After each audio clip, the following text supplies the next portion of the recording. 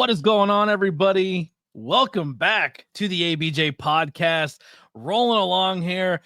Full disclosure, this was recorded. If you're wondering why I'm wearing this, it's because we are now officially the national champions of the world. No, I have no idea whether they're playing Penn State as we speak. It is the 9th of January. I'm just backlogging a bunch of content today, and I was wearing a different shirt on a different podcast, so I just threw this on top so it doesn't look like I'm already ruined the veil. But anyway, today's episode is gonna be a lot of fun. We almost forgot to hit record because we were chatting so much beforehand. But before we get into any of that, make sure you support my links below to support me and follow me on all social media and the podcast, as well as my guests. We have t-shirts and stuff available. The ABJ Podcast logo for season 3 is available, as well as the ABJ logo. So go check those out, as well as support and follow along. YouTube, we're trying to hit that 10K subscribers over on YouTube. So if you are watching this on Facebook, YouTube, Twitch, whatever it may be, head over to those platforms and just give it a little button press. It doesn't take much effort, doesn't do a lot, but it helps out more than you know. My guest today is a professional wrestler, a singer, a musician, a skateboarder, a handsome man. Let's bring him in right away and get this going. What's going on, bud? Hello, sir. How are you? I am super excited for this one. As am I. It's really fun because you meet people in the world and just their energy or their vibe or whatever it may be is like, man, I don't know what draws me to this person, but I really, really like them. And I had that my very first wrestling show without even meeting somebody. And it was a family member of yours. Oh, God. We would all know him as Sean Carr on the scene. Who's that? Yeah. I seen him perform and I was like, this is what, like, I didn't know people were this good on the independent scene. Like he was my first wrestling fan. I was like a fan first, and then I got to meet them and meet him, talk to him. I like fell in love. I was like, this guy's everything I would want as a human. Like, he's really, really nice. Yeah. Years later. He's also a really good heel too. Yeah, also a very good heel. But also he was a heel that night too, and I loved it. Then I go to a show with my intro music creator, Billy Trey, the Converse kid. That's his music. Yes. I seen you drumming in the beginning. I love Billy. And we go to see your band as well as a wrestling show. And I was like, yo, this kid's music is really good. And then you wrestled. And I was like, he's fucking good in the ring. And then I'm like, he's also related to Sean. I was like, this makes sense. This is why I like this kid. Oh my goodness. It's a good upbringing. So whoever your family is or whoever's in charge of all of that, kudos to them. I don't think anyone's in charge. That's probably why it's a success. I don't know. Yeah. It's a free-for-all. Yeah, I don't know if it's a good mom, a good grandmother, what's going on over there, but it's mom was the coolest for sure. Yeah, your whole family unit is an amazing family unit. I got to meet a lot of them at that show that day, and it was beautiful. And that was like the spark of us meeting each other. It was your very first wrestling match too, and you knocked it out of the park. I was like, you did stuff in that match that people don't do that early in their career. I was very impressed. I appreciate that. Like it was cool because I took the wrestling part of that show very seriously. Like, I wanted to train and I wanted to like not look like dog shit completely. But so I took it serious. Going into it, there, Billy was like, the one member of the band, his uncle wrestles, and he wants to wrestle with his uncle before the show, and he wants to do. I'm like, oh, so it's like one of those like celebrity appearances. And he's like, yeah. I'm like this could either be horrible or really fun. And then when I got there and realized who the uncle was and the whole situation, I was like, oh, this will be just fine. Yeah. And it was. Yeah, it was.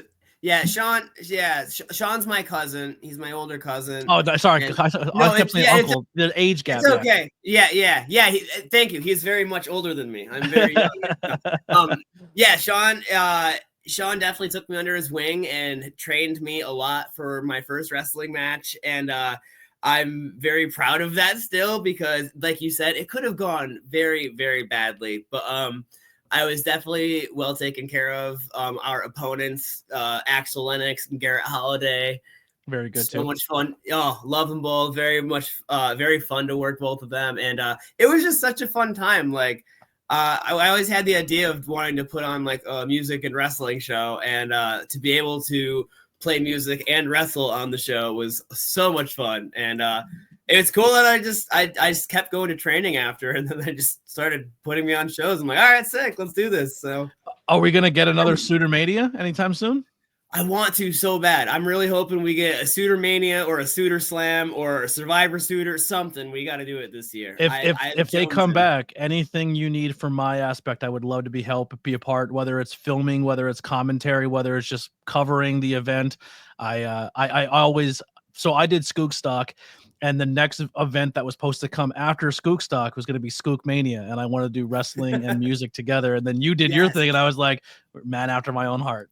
Yes, it's so much fun, isn't it? It is, yeah. It's such a great time. And it was so cool because especially the first one we did, like, I feel like there was a lot of people from both worlds and like a lot of people who maybe never saw wrestling, and some of the wrestling fans who probably never saw local bands before. And it was just such a fun experience, and everyone really seemed to enjoy it. And there was a real fun sense of community, and I loved that. And it was a lot of fun. Most wrestling shows that mix people up like that, whether it's a brewery event that puts like Pilgaroo, like they do their brewery bands and then a wrestling show, and it's just a bunch of drunk people who are there for craft beer, and then there's a wrestling ring, and then they just surround the wrestling ring after a couple of craft beers, and they lose their minds. They're like, oh my God, I remember being a kid and being into this. And are people who go to see a band and they see wrestling and they're like, oh, this is so much fun. Like absolutely. Yeah. It's a good way to bring new people together and mixing different arts and realizing they're all one and the same. Absolutely. And that's why it's cool. Like, I know like, there's always the one in Buffalo that I believe the Better Lovers have their festival up there where they do music and wrestling. And I know Andy Williams, the Butcher, he wrestled, and I think his band Atomic Rule, I think it's his new band, they played. Just how cool is that, man? Like just bringing those worlds together and just having that camaraderie between them. It's fucking awesome. Are you aware, or I hope you're aware, if not, I'd be heartbroken. Are you aware of Ultramanus Black? No. All right, so Ultramanus Black's an old Chikara guy, and he still is on the scene. He wrestles. He's very mysterious. He lives that parts unknown character. Like there's people who know him who've never seen him without his mask on, but he's also the frontman of a death metal band. Love it. And Love it. He does a lot of shows where he'll be on stage in his lucha mask singing, yes, and then get in the ring and put a barn burner on. How, dude?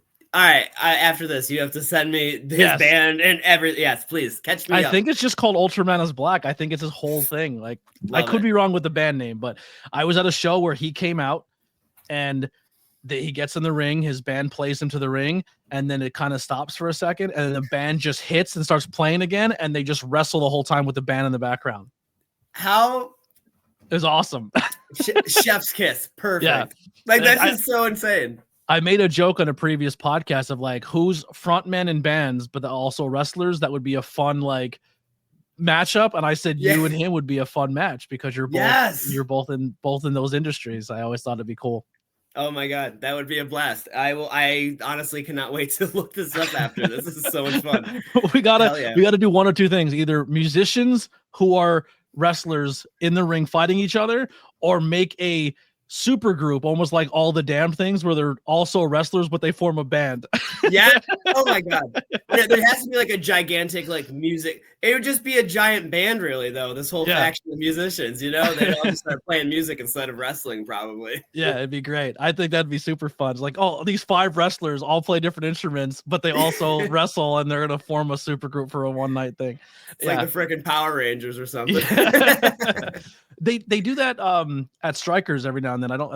They haven't done it in a while, but like other bands, not wrestling related, we're gonna bounce back and forth between wrestling and music. No, I figured we are. It's absolutely okay.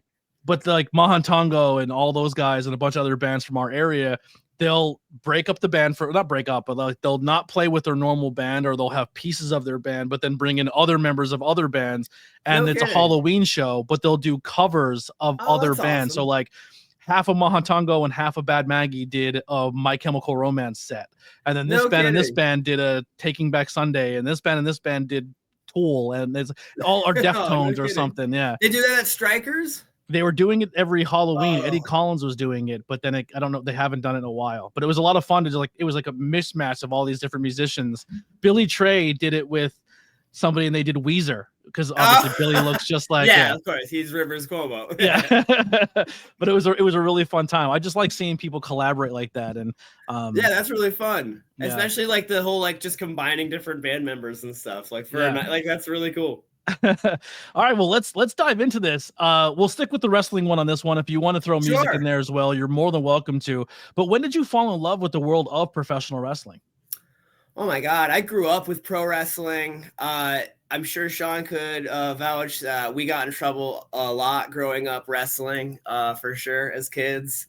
Me and my cousin Chris specifically, they had a trampoline in their backyard. My cousin Chris and I would find out how to get onto the roof. This is like probably like 8 and 10 years old. And we would like do swanton bombs onto the trampoline, and we'd get in trouble with our parents a lot. So ever since I can remember, we were watching wrestling. Our parents would take us to the live events at our local arena. I remember falling asleep before intermission when I was like 5 years old and waking up to like, oh, Shawn Michaels and the British Bulldogs. Like, how cool. Like, and then, but I was there. Yeah.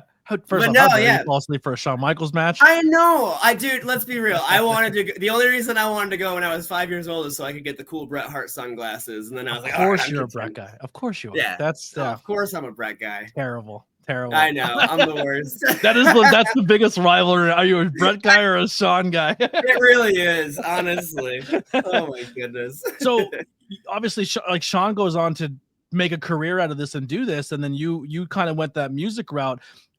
How did you said we kind of talked about the second suitor thing? How did it even come about to be like, I want to actually try to get into the business myself?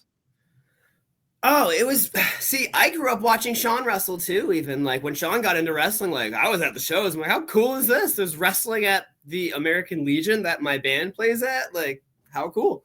And so it was kind of cool. We had these parallel worlds growing up. And then when I had the idea to do Suitor Slam, which my band Second Suitor put on, music and wrestling show, and I wanted to be a part of the wrestling as well. And Shawn allowed me to train, and he definitely whipped my ass into shape and got me ready for wrestling. And it was just, it didn't feel real until like, oh my God, like I'm actually in a wrestling ring, like on a show right now of some sorts. And I don't know, it was just wild to get into a ring. And then I just kept continuing to go to training, and they started putting me on shows, and I just keep showing up, and they haven't kicked me out yet. It's awesome. Yeah, like I said, you definitely shocked a lot of people. You did a lot of cool stuff. You're like the local Logan Paul. Like you're like, how is this actually gonna work out? You know what I mean? Like, I don't think I'm that much of a douchebag. Don't let the coat fool you. Yeah, no, I'm just saying that there wasn't a lot of expectations of like, can he do this business? And then you went and pretty good match on. Very much could have not gone that well, but like I said, like, you know, the guys in the match, amazing, definitely took care of me, and I'm so happy to still be doing it. It's awesome. I remember telling the people I came with, I was like, don't get gassed up with this. Like that, what he did is not normal. Like that's not. I've seen people who've been wrestling for years who did not put a match on that clean. Like that was a home run. Like that was unbelievable. Like, thank you so much. I appreciate that sincerely. I don't want to bring negativity or anything like bad about it, because it's not. But wasn't there also an element of you guys just lost a family member recently around that time too? Yeah. So the first time I even gotten to go into a wrestling ring, unfortunately, yes. A few years ago, my mom passed away, and kind of as like a family coping kind of day, Shawn invited all of us to go kind of hang out in the wrestling ring, because he knew all the cousins always wanted to, and, you know, just to kind of roll around, see what it was actually like. And it was just one of those cathartic experiences where all of our family got to have fun, pretend to be wrestlers. And then me and Shawn, he kind of showed me some actual wrestling stuff, and I think he realized like I was taking it kind of serious and kind of picking it up a little bit, like even just on this first time of ever being in a ring. And I think that kind of gave him the confidence to let me train to actually put on a match for Suitor Slam. And I know I get, you know, I'm Sean Carr's cousin, but I always like to feel that I'm earning everything. And you I totally never are. 100%. I never want to, you know, I know Sean's my cousin. I joke about that. I'm like, I don't care. Like, like the days I'm at training and he's not, I'm like, I don't see him here. Like, I'm here. Like, it's, you know, so I know there's a stigma with that, and I think some people kind of don't take me as serious, and that's fine. I'm there to have fun and put on the best show I can, and that's what I aim to do every time I'm on a show. Yeah, your work ethic, whether it comes to your music or your business of your t-shirt printing or just your social media grind, I think definitely makes you like, I don't see, like, obviously my introduction to you was being related to Sean, but ever since the day you stepped in the ring and I watched you wrestle, which I'm very happy that like I took the initiative, like, I'm gonna film this because I feel like I'm looking around, I'm like, no one's filming this. And I was just like, I'm just gonna do it. But I appreciate that. yeah, I was like, because that's like, it was like a cool moment. Like I kind of learned about like there was a passing and this is a big moment, not just for you, but your family and your band and everything. And I was like, we're definitely gonna put this on film so this can be remembered. But even when you started training and started doing what you're doing, like your promos where you would get your guitar and just do acoustic versions roasting your opponents, and I need like to get back into that. yeah, like you stood out. You're good at what you're doing. You're combining all your interests together, and you're knocking it out of the park. You're doing a really, really good job. Thank you. That truly means a lot to me, man. Like sincerely, I appreciate that very much. So what type of kid were you growing up? Were you always into sports? Were you always into music? I know you skate a little bit as well. Oh yeah. I was a huge football fan. Still am, obviously. I'm not a Notre Dame or Penn State fan. But who's your college team? I'm a Syracuse fan. Okay. Which has it was fun for many years. My parents and I would try to go to one Syracuse football game every season, and we would always go. They would always lose. Like never did I see them win in person. It was awful. And then one year, my uncle happened to win tickets like the night before a Syracuse game, and he asked my dad and I to go with him, and we did. And it happened to be the game that Syracuse upset number 2 Clemson. Wow. Yes. So it was like total redemption moment. We got to see Syracuse win that game. I ran onto the field. I didn't care. Never ever gonna run on this field ever again. This is crazy. And Syracuse just upset the number 2 team in the country. So yeah, I'm a Syracuse fan. My dad goes to a lot of Syracuse games. He lives up in he bounces between Pennsylvania and upstate New York because he lives up there for his job. He's always sending me, like, he'll get like just random tickets through his job and he'll be at Syracuse games. That's great. I know, it's so much fun. The Dome is such a fun experience. I think so. Yeah. Yeah, so did that translate well, just always kind of being athletic, to getting your first steps in professional wrestling? I think so. Probably just because even, being in music and whatever and playing sports growing up, but like I've always kind of enjoyed, exercising to some extent. And, I work out 6 days a week with my dad in our basement gym that we have built through many years of learning what we need and how to do it in our basement. And it's so much fun. And yeah, I think that definitely helped me with having the confidence to actually try wrestling, because I knew I actually had some athleticism to me, and definitely through skating a little bit too. Yeah, that's an interesting dynamic. I was just realizing that too. Like skating, you almost have to learn how to fall so you don't hurt yourself. Like how much did skating bumps coincide with each other? There's a lot of times like, getting like dipped off an apron or something and taking that fall to the outside. Like it reminds me of like falling off your board trying to ollie a 6-10 or something, or so it's like, it definitely, I didn't want skateboarding to teach me how to fall, but it definitely did teach me how to fall growing up for sure. Yeah. It's like Darby. It's like Darby takes bumps that like naturally don't look like they're good, but it's like, that's probably how he falls on a regular basis. His body's pretty much used to it. Like he knows how to like contort and roll certain ways and use momentum. It's like being a professional stuntman in that regard, Really, it really is. Yeah, totally.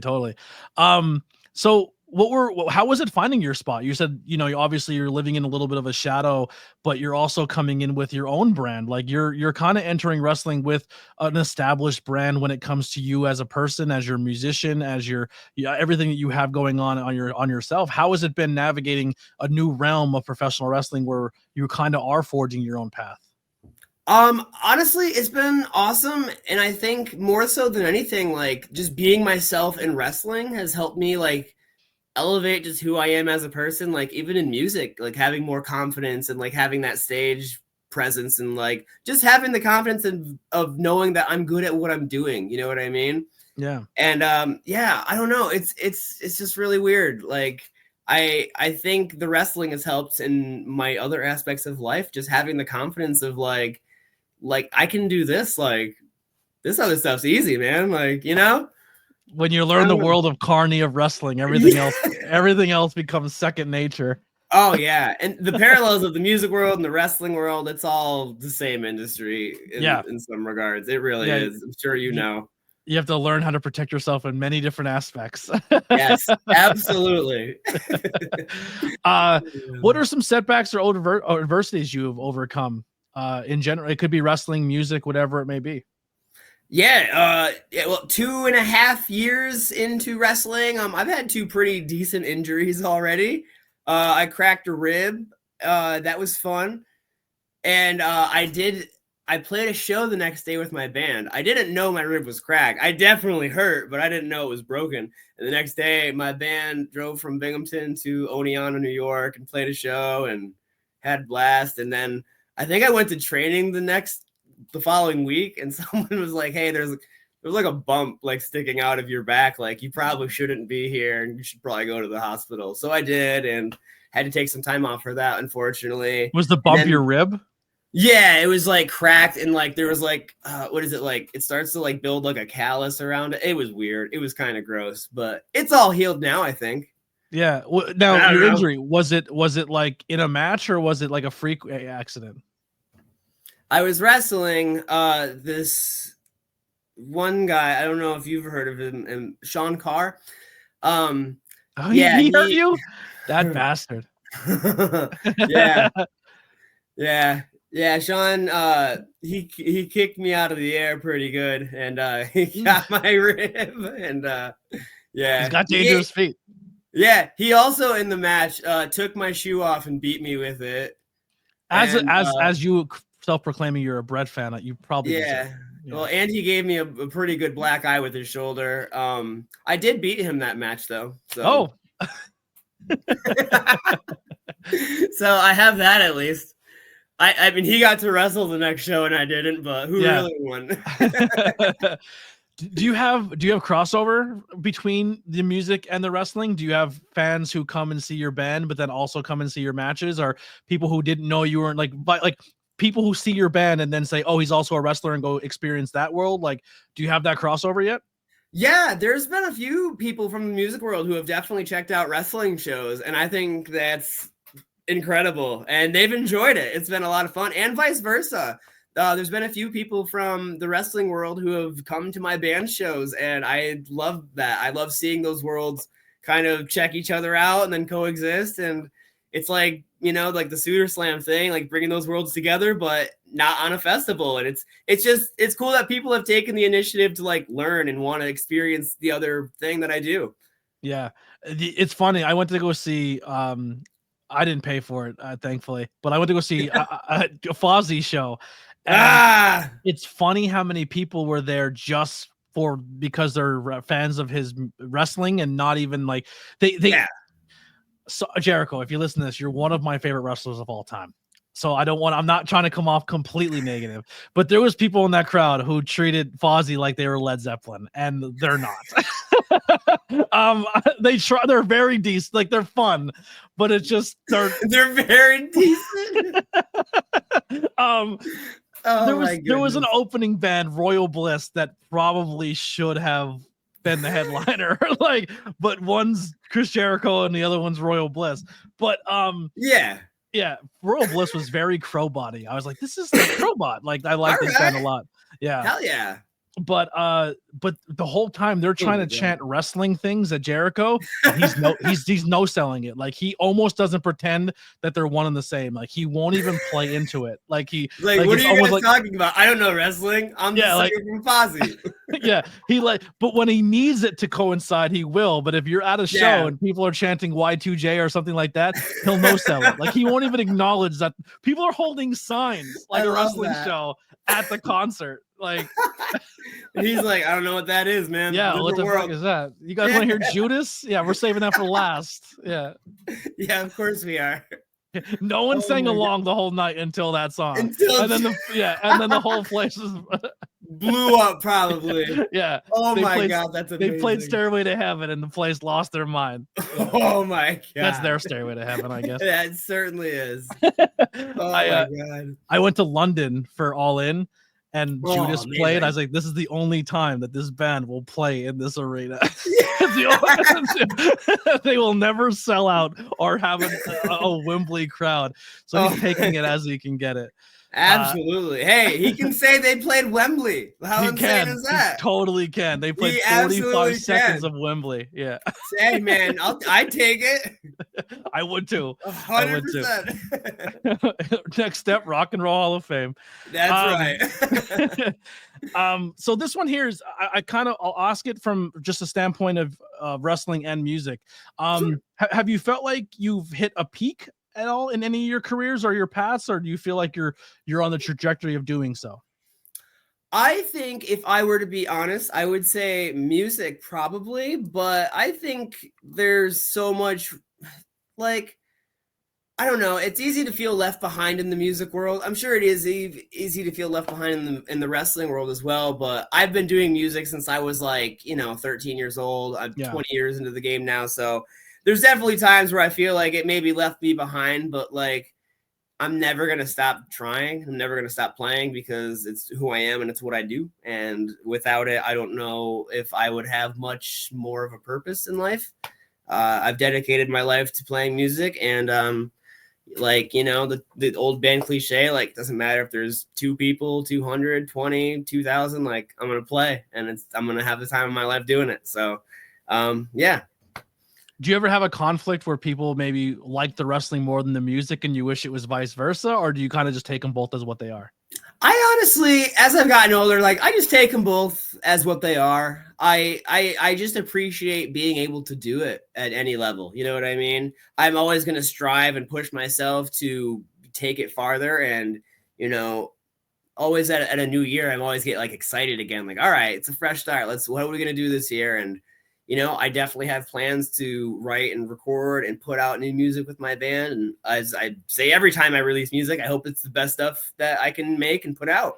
And same with wrestling. I just, keep training, keep doing whatever I can to get better. And you never know, just have fun and enjoy what you're doing. And then that's a win in itself, How do you juggle both? Because obviously they both take, I say that they take a lot of time, practice, effort. You just to be in like wrestling, you need to be, we'll just use a music term, tight. You need to be because if you're not, you could hurt somebody. But then also, if you're putting all your time into wrestling and you're trying to make that craft good, you're missing out on time with your band and making sure the timing and everything is there good. Or you go to a wrestling show and you get kicked in the rib and then you miss a show that you're paid to be on a gig where 4 other people need you to be there. Like, that's a tough thing to manage. Yeah, it sucks sometimes, but you do it because you love it. That's what, I definitely make time to relax and chill and catch my breath sometimes now. I'm getting better at that as I'm getting older because I need to.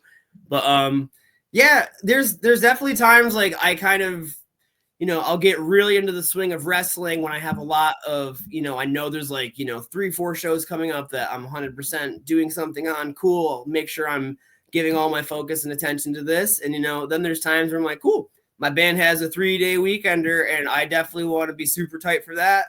Let's make sure we're dedicating enough time and energy to make sure I can put on the best show and that our band can put on the best show we possibly can. Yeah. So have you ever had conflict with your band where the band ever was like, hey man, I think you're putting too much time into this and not us? Has that ever been an issue or anything you've had a conversation? No. And, it's cool too. Cause the other 2 band members I have, Mr. James, Mr. John, they both have other bands that they have as well. I know James has a few other projects. John has another band that he does. So it's these dudes kind of stay busy and active, especially when I'm doing more wrestling stuff, which is really cool. And, it's cool. There's been nights too, where I've done double duty and, done a wrestling show and then played a music show. You're double booked. Yeah, I double booked in two different industries. That's awesome. I did. It was great. The one night, The one big name I've ever really been in the ring with, me and Sean tag teamed against Axel Lennox, and we faced him. His tag team partner was Gangrel that night. Oh shit! And, yeah, and we wrestled that match, and I didn't even change. I just I grabbed my stuff, got into my car, drove across town to my side of town where my band was playing at a bar that night.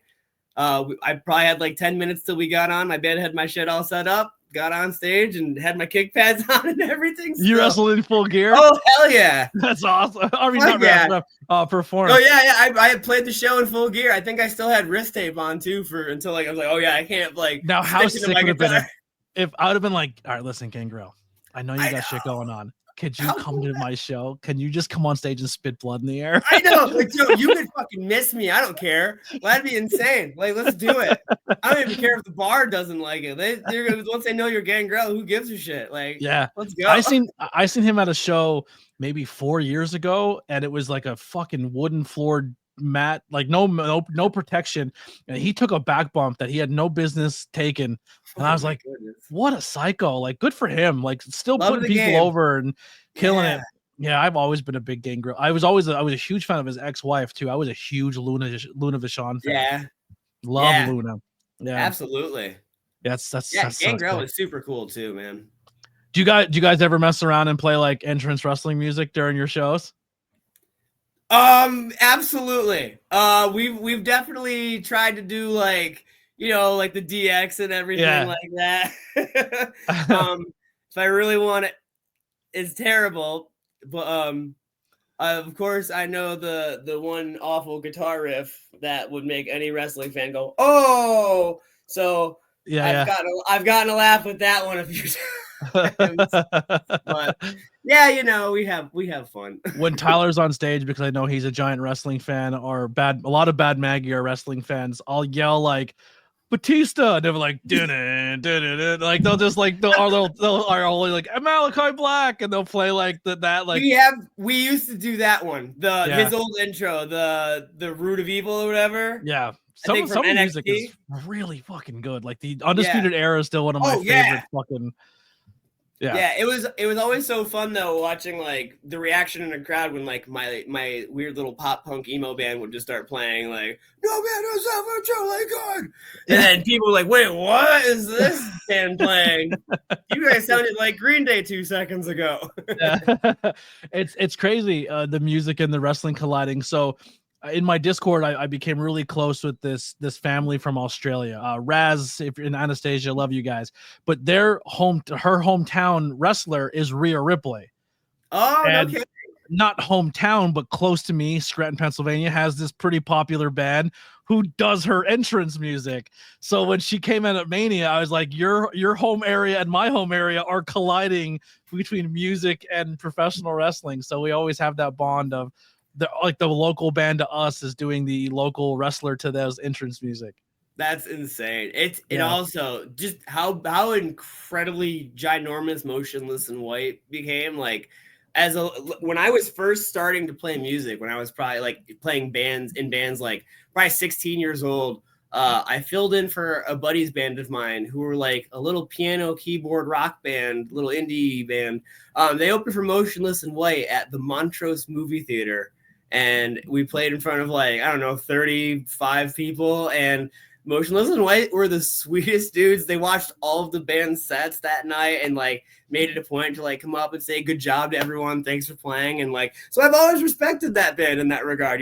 They were so cool, even to every band on that show. And I always appreciated that. Yeah. Motionless in White, Breaking Ben, Crowbot. And who's probably another, like Hailstorm is another PA band, right? They all made it. Bloodhound Gang, they're PA. Wonder Years, Title Fight. I'm saying like ones that like really, really, really. I mean, the other ones are big, but these ones, I'm saying like the ones who are radio time.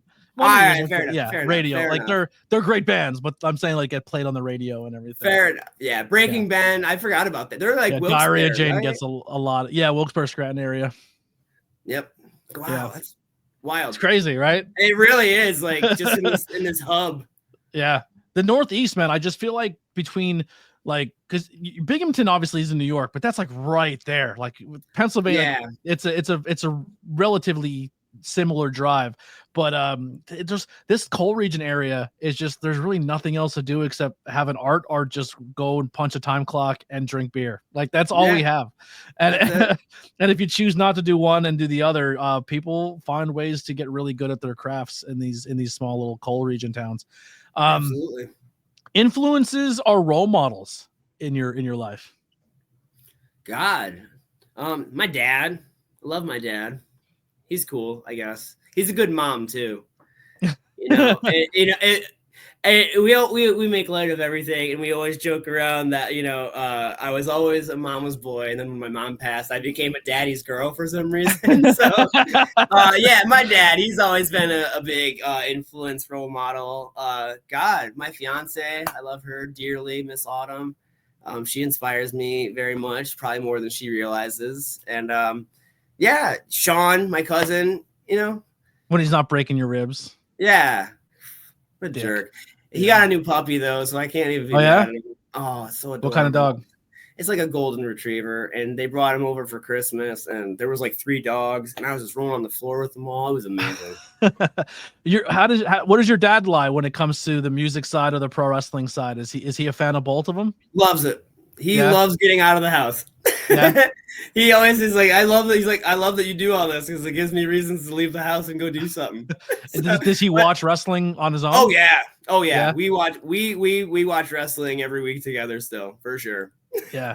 Are you a wrestling family? Are you a WWE family? AEW? Like, what are you trying to watch every week? We watch probably AEW every week. We definitely try to watch New Japan when we can. It's also football season, so it's tough keeping up on wrestling. But none of our teams are in the playoffs, so now it's all wrestling. Who's your teams? I am a Tennessee Titans fan. Okay. And my dad is a Dallas Cowboys fan. I hate that. Your dad. Yeah. So as much as I dislike Brett, on the other side is the Dallas Cowboys. Who's your NFL team? I am a Washington Commanders fan. Ooh. Yeah. All right. Fair enough. Yeah. In the heart of Pennsylvania, I support. Yeah. Hey, it's funny. I'm a Tennessee Titans fan because growing up, my dad was a diehard Cowboys fan and my mom was a diehard Giants fan. And it always like, no, you got to pick one. I'm like, I'm staying the hell out of your guys' whole division and conference. I'm gonna go hang out in the AFC South and pick my own team. And I love when the Titans when the Titans play the Texans and they show when they wear the Houston Oiler gear. I love it. Yeah, there are jerseys. It's like you know what I love too. In the most petty regard, the Houston Texans. You can beat the Tennessee Titans every single time they wear the Houston throwbacks, whatever. They're never going to be your jerseys. They're always going to belong to the Tennessee franchise because the Houston franchise moved to Tennessee. They were the Tennessee Oilers. That's where it lies. Go cry about it. Make your own jerseys and shut up. Yeah, I love. They're like, we're actually more over than you, and we're not even from this state anymore. It's so petty. You can kick the Titans' ass every time while wearing those jerseys. You're not getting the jerseys back. It doesn't matter. There's really more of our jerseys in your own stadium than your own. Yeah, I love it. That's the wrestling and football. It is. It really is. It's so petty. So good. What are some goals you have set for yourself personally or in your industries? Oh man, this year I do screen printing. I screen print t-shirts and hoodies and stuff. And this year will be the first full year, hopefully, that I will have been doing it as my full-time line of work at home. And I really hope I can keep growing that and keep getting more and more print jobs and keep pushing myself to get better and better with that. It's such a fun thing that I'm very proud that I've been able to do. And I definitely want that business to grow because it's so much fun working from home and just hanging out with my cat, So you think to yourself, like, man, if I'm a pro wrestler and I'm in a band, what is one thing that both these industries have a demand for that they both need to make money? T-shirts. Did you cash in or what? And that honestly though, like the reason I started screen printing t-shirts and stuff, probably like 10 so years ago, I never took it as serious as I do now. But the reason that I learned, my good friend Tom Jolu taught me, is because we couldn't afford print shops. We couldn't afford to get like 50 shirt minimums and front $250, $300. We're like, all right, we can front like $100, get 10 shirts and a screen from Michaels and figure it out. And we just learned how to suck for a while, and then we got a little bit better. And here I am 10, 15 years later. I have, shop quality equipment that I use, and I'm still just crushing it from a spare bedroom shop in my house. I love that. I love it so much. And I love the Anthony Gangone shirt. I just put him over on a recent podcast. It's a great I love logo. Dr. Sleep. Please don't hurt me. Yeah, the screen printing is definitely needed. Now, do you also do like graphic design or graphic art or anything like that? So honestly, I typically don't do much of the graphic designing part. A lot of the times, art people have their art and their designs they want already. I do have a really talented friend of mine. His name is Jeff Blodgett. We've been friends since college, and he has lived and moved all around the country. To this day, he still sets up my artwork for me, and we've just always stayed in contact. And I'll send him a design, and he'll like, "Hey man, can you separate all these color layers and make it all good for printing?" And I was like, "Hey man, great to hear from you." Absolutely, just sent the email over. Like, we've always just kept in touch, and I appreciate him so much, because without him, I probably wouldn't be able to get my work done nearly as fast and nearly as good a quality, because he's just always had my back. And it's almost like he's learned just to like keep up with me, and I love and appreciate him so much for that. So what all can you make besides t-shirts? If somebody is reaching out who's listening to this and they're a wrestler and they need some t-shirts made, and they want to support somebody in the business, or a musician that's listening to this. Yeah, so I've printed t-shirts, tank tops. I recently did a run of hoodies for Mike Skyros. I've done baseball tees, like the 3/4 ones for Edge of Hope. Those ones are always super cool. But yeah, I use water-based ink. I typically print on, it's always like cotton or a 50-50 blend, I believe. And yeah, pretty much anything. Do you do hats? So I don't have a hat clamp. There's a clamp you can get for screen printing hats, and it's like super expensive for no reason. And I'm like, I've never been able to justify paying for it yet. So that's a goal of mine this year, is to get enough screen printing jobs where I have enough extra money to get a stupid hat clamp so I can finally print hats. Yeah. Hats, stickers and buttons and t-shirts are like the go-to. Yeah. That's all you need. And I just got so fucking expensive. I agree. I do have a couple buddies who make buttons, and I have a new friend who makes stickers. He's just started making them. So I used to go to this website called Brand Depot, and I used to pay $65, and I would get 250 stickers for $60. And then when you ordered it, they would say, do you want another 250 for half price? So for 30, they do another 250 on top of your order. You go to that website now, it's $200 for 200 stickers. It's almost $1 like you have to sell a 3-inch sticker. Like, sticker prices have tripled in price. Crap. It's cheaper to get buttons than it is stickers right now. That's wild. It's insane. Oh my goodness. I usually just get stickers and give them away. Them away. I haven't had stickers in like a year for my band. Because they're too expensive. Yeah, every time I go to order them, I'm like, I don't think I can splurge that much. I'm just gonna print some more t-shirts. Yeah, like it used to be like 20 cents a sticker or 15 cents a sticker. Now it's almost like $1 a sticker. Like, it's out of control. And then the other site that used to be the most expensive became less expensive, but they also put a huge email out saying, if you don't like Trump, go fuck yourself. What was it? Sticker Mule? Sticker Mule, yeah. Sticker App's a decent one. I've used them before too. Sticker App, not Sticker Mule. Yeah, fuck that shit. Yeah, they said, and then the people who responded back to the email, like, go fuck yourself, they doxed them. They put all their information out there. Oh my god. That's the rumor and innuendo. Yeah, of course. Jesus. Was it right after Trump got shot at in Pennsylvania? That's when they did the email. Oh, that's right. Yeah, they're like, we stand by. It's like, we don't want violence, and you guys shouldn't be doing violence. I'm like, well, tell your boy to stop talking shit at press conferences. We can't control all the crazy in the world. So you won't make my stickers of the picture of what just happened? Yeah, I wonder how many people put orders in. I know, that was my first thought. I'm like, we could all do something really funny right now. I guess it just depends on the angle of the shot. If it's him fist bumping it makes him look cool, they'll print those. But not the cowering. I guess the "I did this" stickers won't be good when all the prices don't go up. Don't come down. Oh my god! Absolutely. 2025 is going to be a shit show. I love it. Sure is. So, So when you're not screen printing, when you're not playing instruments and playing shows, and you're not pro wrestling, and you find time to be spending time with family or anything like that, what are some hobbies or interests you have that you like to unwind or do? Whew. My fiance and we love playing board games, honestly. Okay. That's always a fun way to just kind of chill out and hang out and not really be on your phones. And definitely obsessed with RuPaul's Drag Race. Love that. Yeah, I just got into drag, like not being in it, but watching it just like the last year. And I've been interviewing drag performers. Dude, and so I've been doing it, wrestling interviews and drag interviews. Yeah. Wrestling and drag are the same fucking thing. The same thing. Oh my God.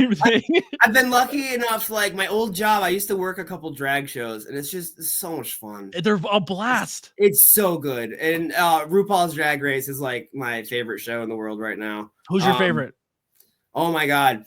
In recent memory, I really love the season with that Willow Pill. I don't know. Am I spoiling anything for you? I don't know. I haven't watched that far in, so I'm I started season 1. I don't want to say winners. Oh yeah. Oh, damn it. All Stars. No, you're fine. So we just caught up with I think we finished the last season except for the one that's on now. We won't start that one yet. But now we're doing like all the old All Stars, and oh my God, some of them are just it's mind blowing. Like the season that has like Alaska, Detox, Roxy, I think Katya, Trixie, or they're all on one. It's just Katya and Trixie are like they are the Stone Cold and Rock of drag, right? Like they're so good. Yes. I love Trixie and Katya, Bob and Monet. Bob is funny. Is hilarious. Katya is my favorite.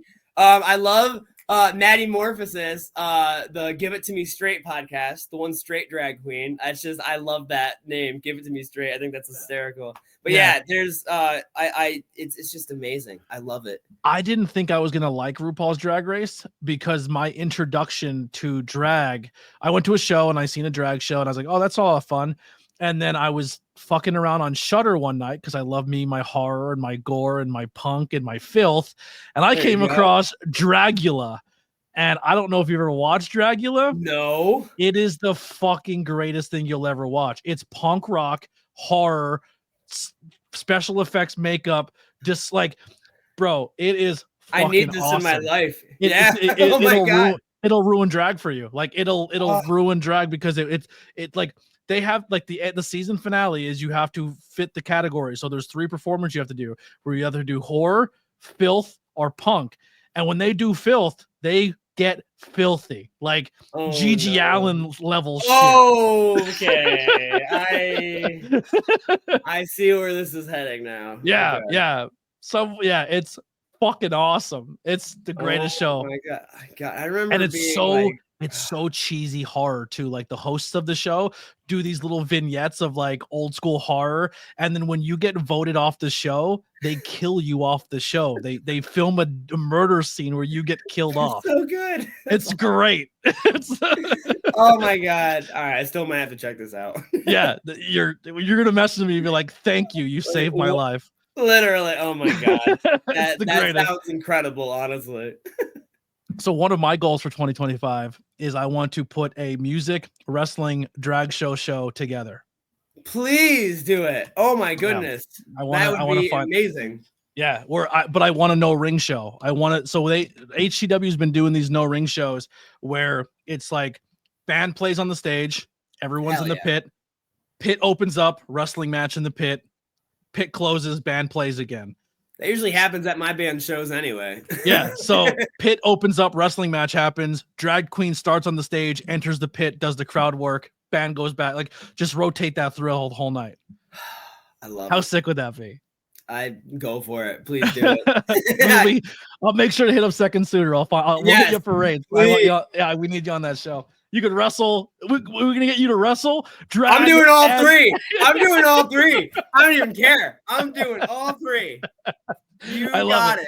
Absolutely. Do you know J.S. Hawthorne? The name sounds very familiar.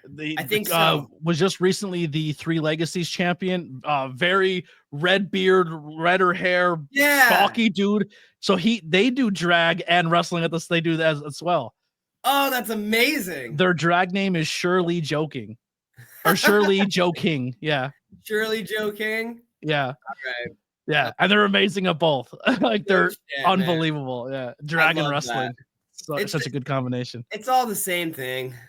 So when you guys play board games, what are you playing? What are you into? Ooh, let's see. One of our favorites for sure is Ticket to Ride. That one's always fun. Catan if we have other people to play with.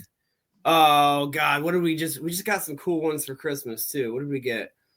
Oh yeah. I watched this couple on TikTok that play games with each other all the time. They we get those games. Yeah, we got one of those games. This one's super fun. It's super frustrating. Orbido. That's that. Yep, that one. The table I'm at right now is just covered in board. I'm not even joking.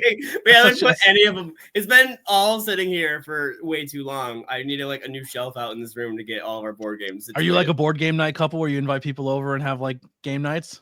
No, we usually just play by ourselves because we're two introverts at heart. That's fair. But we will go. She has friends who do board game nights, and we'll go occasionally, and we'll go play with some other people. And those ones are always fun too, honestly. But me and my ex were like that too. We'd play games, and then we'd go out and play with other people, and it would just become toxic as fuck because we're like out to kill everybody because we were super competitive, especially like movie trivia ones. We'd just be staring at each other like, you're fucking dead. Yeah. I got you. Yeah. That's so good.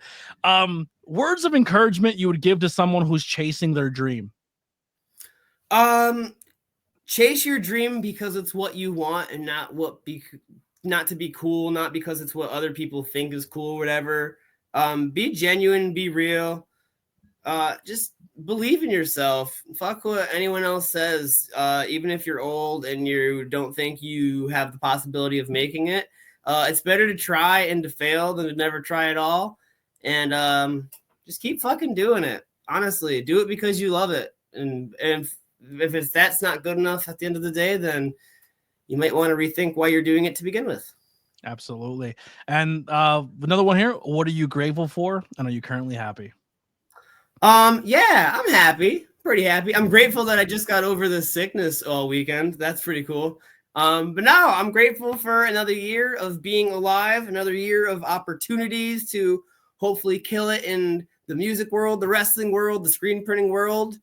Soon to be drag. We're gonna get into soon drag. To be drag world. I always joke with my fiance that a goal of mine is to be a pit crew member at some point. So I want my band to get big enough to where like I can have have a tech guy to do bring me another guitar, but it's just a pit crew member and just pit crew. That's just the dream. But yeah, grateful for life opportunities. Real quick, more pro wrestlers should have drag valets. We need that more in wrestling. Oh, you are not wrong. You are not wrong. I love it. Absolutely. Polo Del Mar is the only one I know right now that does it. And NWA. Yeah, we need more. We do. I agree. That's awesome. Where can people find and support you music wise, wrestling wise? Yeah, so I have a band called Second Suitor. We have all of our music available on Spotify. And if Spotify or other streaming services aren't your cup of tea, we do have Bandcamp. All our music is name your own price on Bandcamp. I love that. Yeah, so I just feel like music should always be accessible for anybody who wants to enjoy music. And if you'd like to pay for it, wonderful. If not, wonderful. We just want you to have it and enjoy it. Hopefully come out to a show or something sometime. Other than that, you can follow me on Instagram. I think my name is @Tyler@Letico or something like that.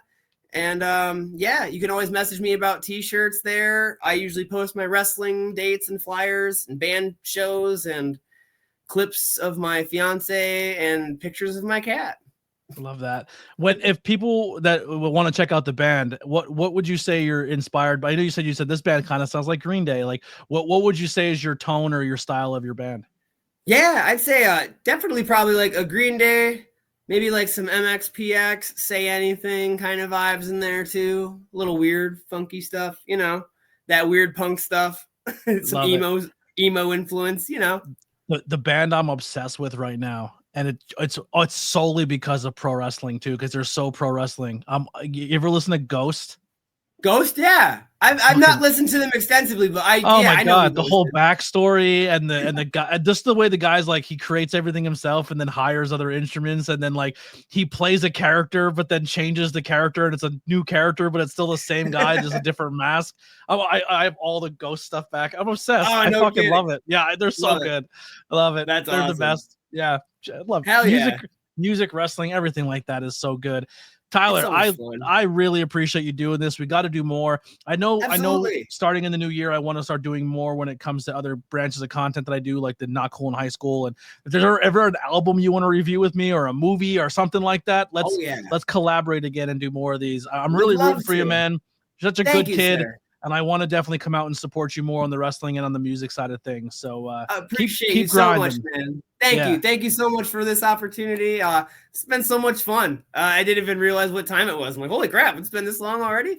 But seriously, it's been nice just catching up and hanging out, man. Seriously. Yeah, you're doing a great job. I appreciate you so much. People out there, please reach out to him, book his band. You will not be disappointed. He is such a lovely young man, and he's going to come out and he's going to work his ass off and perform and give you everything you want and then more. And if you need screen printing stuff, hit him up and make him a lot of money so he can make hats too. All right. Yeah, that'll do it for the ABJ podcast. We'll catch you guys in the next one. Here's some music. Oh, real quick, Ruda Entertainment. Plug it up top, Ruda Entertainment. If you want to be a champion yourself, but you don't want to break your neck, you can dream it. You can make it. He'll do it for you. I am your TWF YouTube Intercontinental Champion because I'm that work rate, right? And I'm also your Tornado Tag Champion back there for the podcast. Also hit up the High Tension Wrestling Network. Watch a bunch of great people doing their art, professional wrestling. My podcast is also available on there to watch. Help them hit their watch hours. Thank you guys so much for continuing to support and sponsor this podcast. We'll see you guys in the next time. Here's some music by the Converse Kid. Go follow him too. He's amazing. See you guys next time. We're out of here.